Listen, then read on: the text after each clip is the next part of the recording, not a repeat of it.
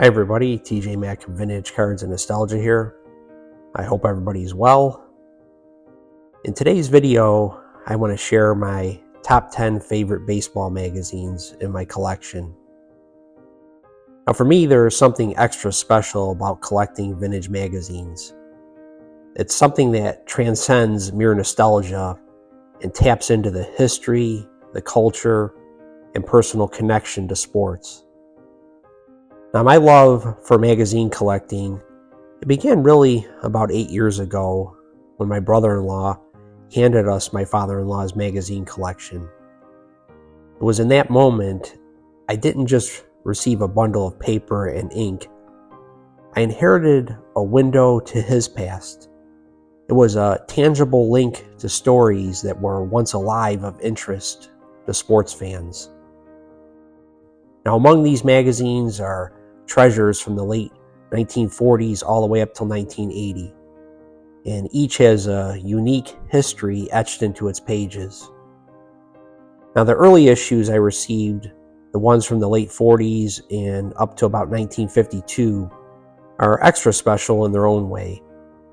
They were subscription copies of Sport magazine that were carefully addressed to the house where my father-in-law grew up, and then later my wife.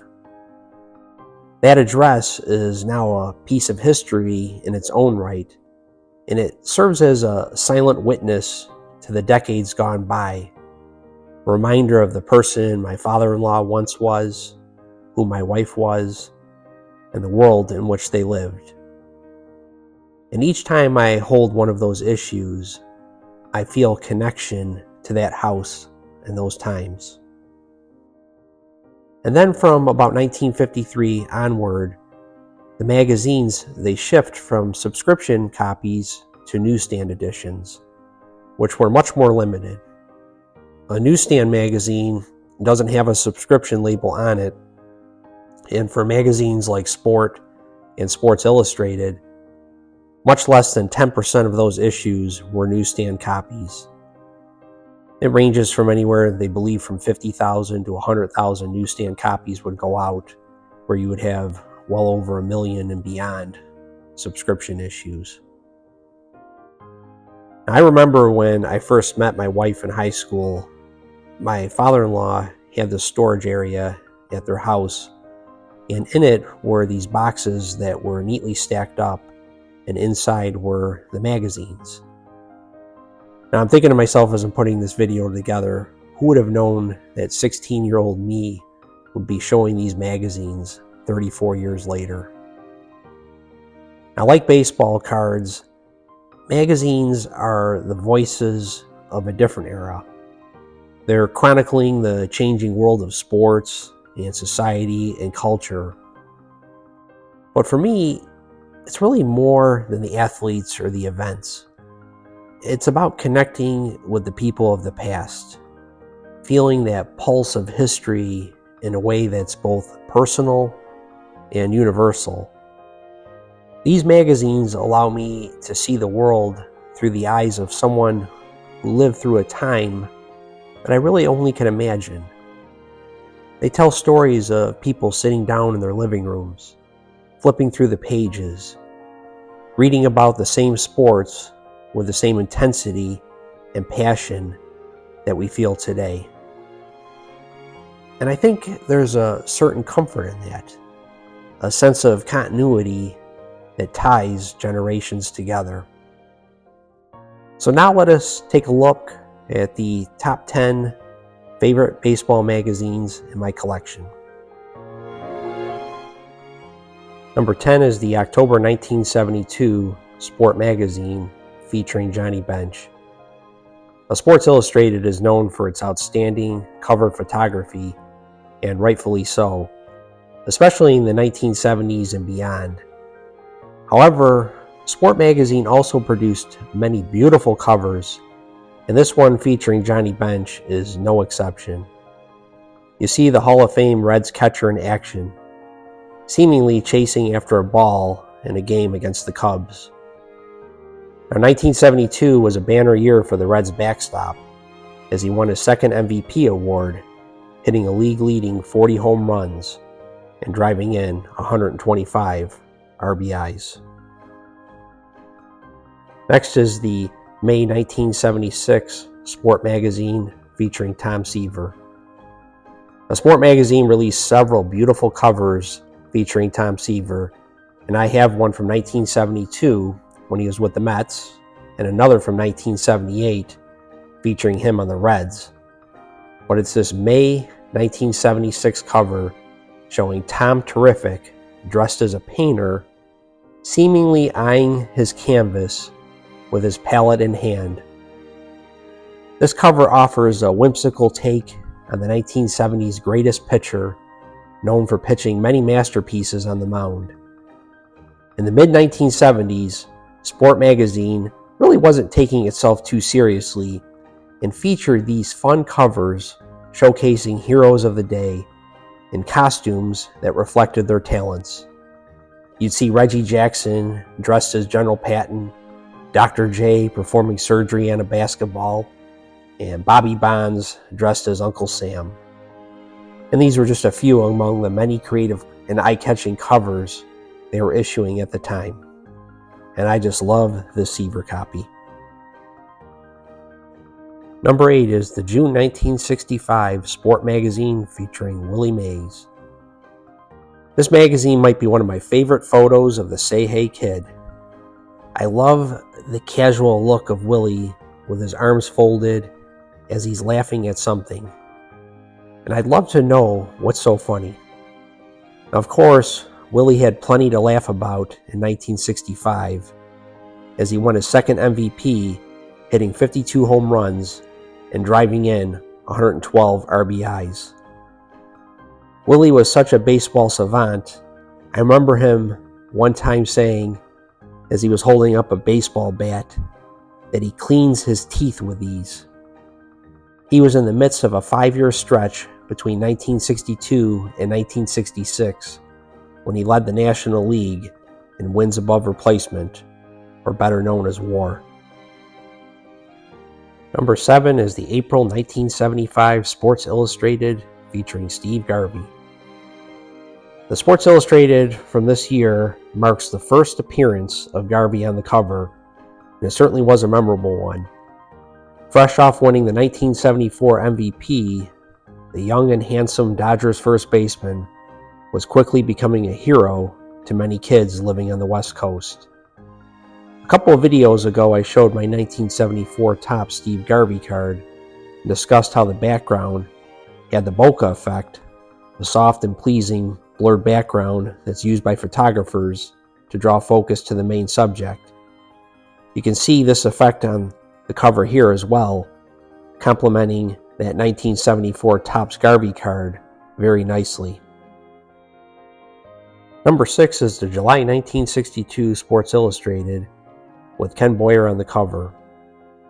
Now, this is the first SI to feature Boyer, and it's also the first magazine that I'm showing here that isn't from my father-in-law's collection, but rather it's one that I picked up on my own. And what drew me to this magazine is just the wonderful image of Boyer clad in his Cardinals gray wool uniform with striped stirrups moving in on the ball. And you have the title on there that says Baseball's Acrobats. And I believe this photo was taken at the Polo Grounds, as you can see the Mets name in the background. And the Cardinals were in New York from July 6th through 8th that season, which makes sense since this magazine is dated July 30th. Now, I'm drawn to this magazine also because Boyer symbolizes my evolution as a collector from focusing mainly on Hall of Famers or stars from my childhood to appreciating great players from my father's generation who may not get as much notoriety today. And it's my way of connecting with the game as a fan of baseball in the 1960s because I love looking at contemporary viewpoints of things. And Boyer was arguably the best third baseman in the National League. Number 5 is the August 1976 Sport Magazine with Pete Rose and Joe Morgan on the cover. And this is just another fun cover featuring two key cogs in the Big Red Machine, and Joe Morgan and Pete Rose. And I love how they're yielding spiked bats as they gear up to defend their 1975 World Series championship against all comers. This was at the height of the Big Red Machine, and Joe Morgan was well on his way to winning his second consecutive MVP, proving he could dominate at the plate, on the bases, and in the field. Now, the Reds would go on to successfully defend their title, sweeping the resurgent New York Yankees in the Fall Classic. Speaking of the Yankees, at number 4 is the August 1980 Sports Illustrated with Reggie Jackson. This is another magazine I purchased on my own as a way of reconnecting with my childhood. Now, this one was made in August 4th, 1980, and Reggie Jackson was my favorite player at the time. As with all the magazines I'm showing, it's a beautiful newsstand copy of the game's most prolific slugger at the time, watching a ball leave the park.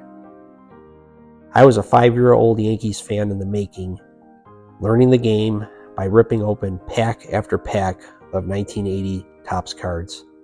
I would then rubber band them by team and stick them in a shoebox to trade with my older brother and our friends.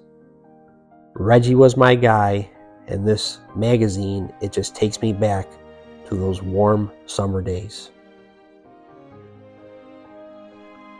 Number 3 is the September 1964 Sport magazine with Mickey Mantle. Now, this is my favorite magazine with Mantle on the cover, regardless if it's one I own or not. This is how I grew up thinking about the Mick, showcasing that great smile and charismatic charm as he places his fist in his glove. And 1964 was his last great season, and I have to think that many Yankees fans' childhoods ended when they saw their hero and their team start to decline the following year. And this magazine is just a reminder of that, and I just love looking at that cover and just seeing that smile. Number 2 is the May 1977 Sports Illustrated with Dave Parker. Now, this is another magazine I picked up that I always wanted since I first saw it. This is also Dave Parker's first SI cover, and it screams to me late 1970s as the Pirates entered the Bumblebee era with those yellow, or sometimes referred to, gold uniforms. Here Parker is showcasing one of the many combinations they wore, sporting the pinstriped cotton and nylon pullover with the yellow pants and helmet to match, or not to match, depending how you look at it. The Pirates are on the verge of something special, and they are only a couple years away from winning the World Series. At this time, Parker was quickly becoming the best player in the National League, winning his first of back-to-back batting titles and finishing with a career-high 215 hits.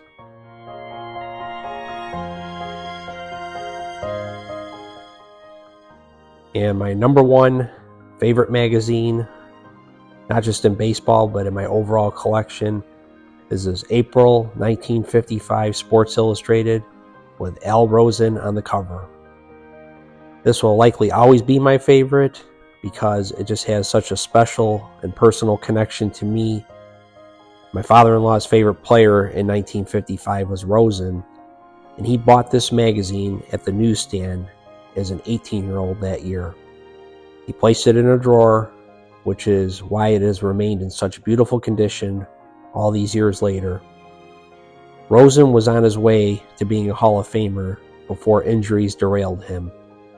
But like many stars whose light faded too soon, he should be remembered, just as those of us who cared about him are no longer with us. That's one of the great things about making YouTube videos, is you can build a bank of memories for others to enjoy for years to come. So until next time, be safe and really take the time to enjoy what you have. All of us collectors have special items within our collection, and it's not always about the next thing around the corner, but it's about taking the time to really look at what you own and to relish what you have in your collections, because they have meaning, and hopefully you're telling others about those items in your collection so they can stay within the family for many years to come. Take care.